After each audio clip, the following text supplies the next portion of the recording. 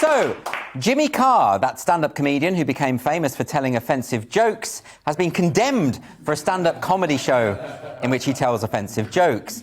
The show is on Netflix. It's called His Dark Material. So even if you didn't know who Carr was, you'd have a pretty good idea of what the show might be about.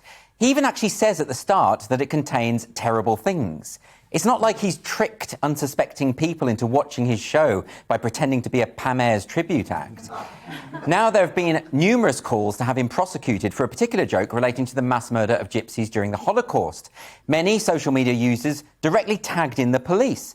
Paddy Doherty, the star of My Big Fat Gypsy Wedding, has called on police to investigate. And Culture Secretary Nadine Dorries has said that new laws put into place via the media bill could criminalise jokes of this kind that appear on streaming services such as Netflix.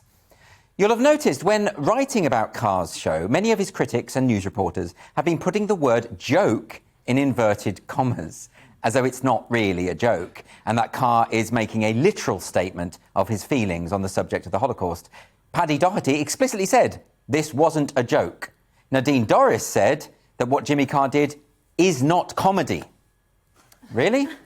I mean, he is a comedian starring in a comedy show, and the audience are laughing. I mean, all the signs would suggest that there is, at the very least, a comedic element to all of this.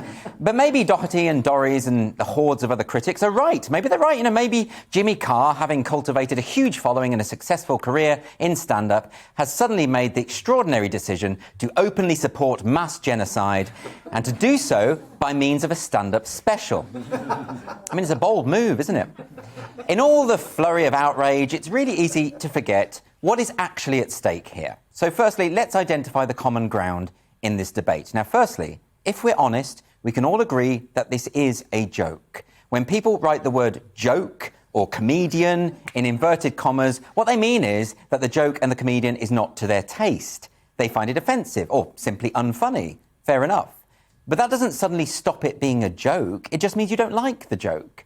Other critics of Carr have taken the approach of arguing that the joke is weak, that it punches down, that it cannot be justified. OK, that's a legitimate point of view. But it's still a joke. It's just a joke you don't approve of. Some have said that Carr's intention behind the joke is malevolent, that he wants to demonise a certain community. Well, I've got no idea of what's going on in Carr's head, and neither do you, and neither does anyone else, with the exception of Carr. So these kind of speculations are just futile guesswork and get us precisely nowhere.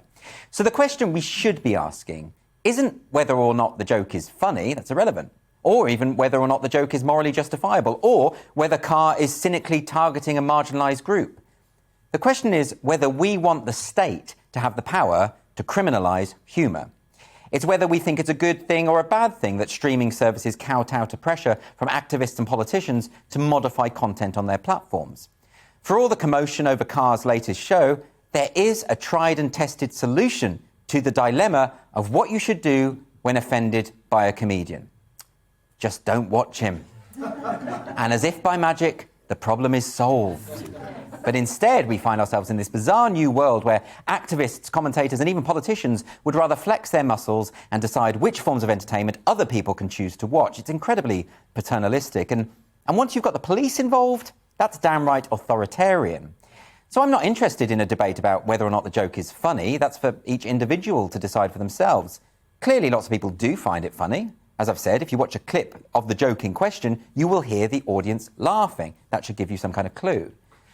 But that kind of commentary, this about whether or not it's funny, it's just a distraction. This is actually about state overreach and restrictions on artistic freedom and also free speech more generally.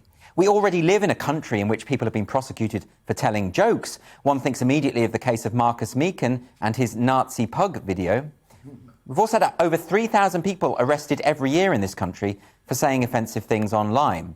Our hate speech laws, currently embodied in the Public Order Act and the Communications Act, ought to be repealed. But this current government seems to believe that they ought to be expanded. This is dangerous stuff. If the state is willing to disregard a citizen's right to free expression, then there can be no guarantees for any of us. Even if hate speech could somehow be successfully measured, which it can't, it is impossible to set a legal benchmark of what qualifies as grossly offensive, because offence is entirely subjective. And with such vague legislation on the statute books, we are gifting future governments the power to clamp down on any speech they don't happen to like. Now, you may trust the current government to act sensibly when it comes to these issues, but there is no way of knowing who might be in charge in years to come. The price that we pay for a free society is that sometimes people will say things that might offend or even upset us. We tolerate this, not because we approve of what they're saying, but because once we have compromised on the principle of free speech, we clear the pathway for future tyranny.